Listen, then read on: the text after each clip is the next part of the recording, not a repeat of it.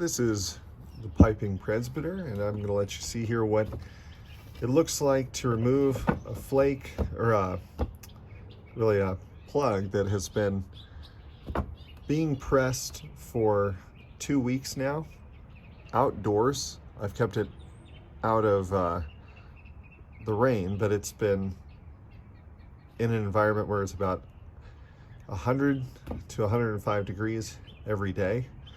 And then nighttime temperatures are around 95 degrees, so you can guess that I'm in the Southwest.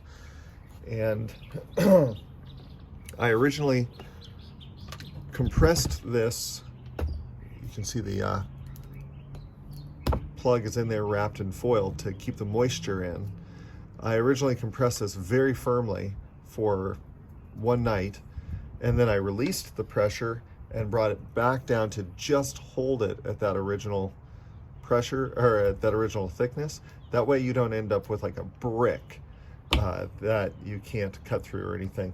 Even this will be fairly firm. It'll expand a little bit over the weeks after I take it out of here. But I want you to see what this looks like. I loosen it, take that off, and you see this is press number 2, so I can keep track of what I have going. I remove the top block, the bottom block, and then the tobacco is in here. It feels very firm. Again, this will expand. Right now it's about a ½ inch thick. It'll expand to about that thick by the time that a couple weeks has passed sitting in a jar. We'll open this up and let you see what it looks like.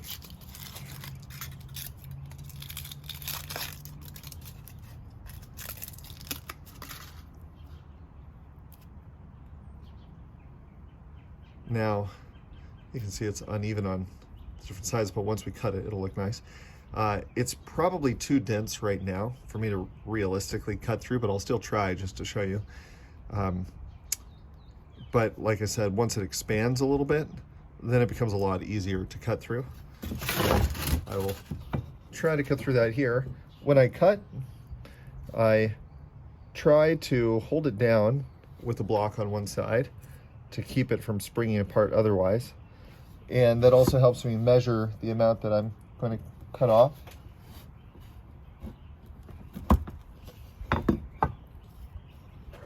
So here we are. See, it's a beautiful red brown. It started out much lighter before I had left it in the press. If I would have cut it the night after I pressed it, it would have been a much lighter color, but the 2 weeks outside in the warmth has made it a nice dark color, and it smells very raisiny right now. This is a blend of about well, it's 10% Perique, and the rest is an even amount of red and bright leaf. So you get a sense of what we're dealing with here. It'll look even better once I let it expand, as I said.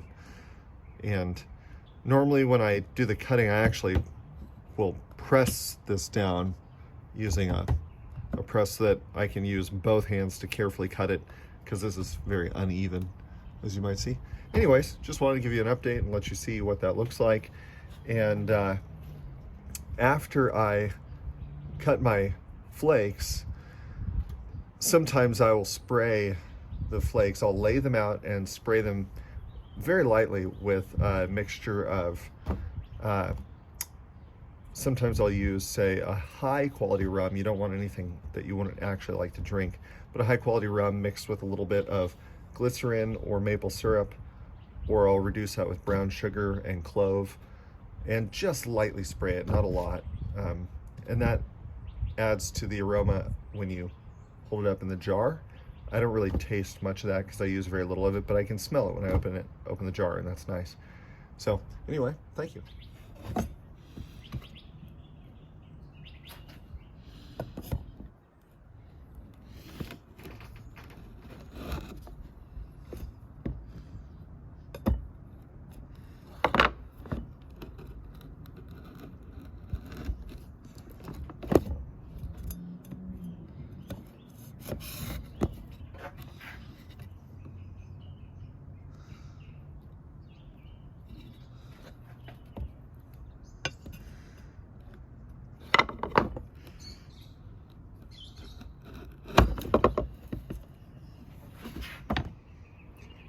Here's another shot just to let you see what the flakes look like once you get past that rough outer edge.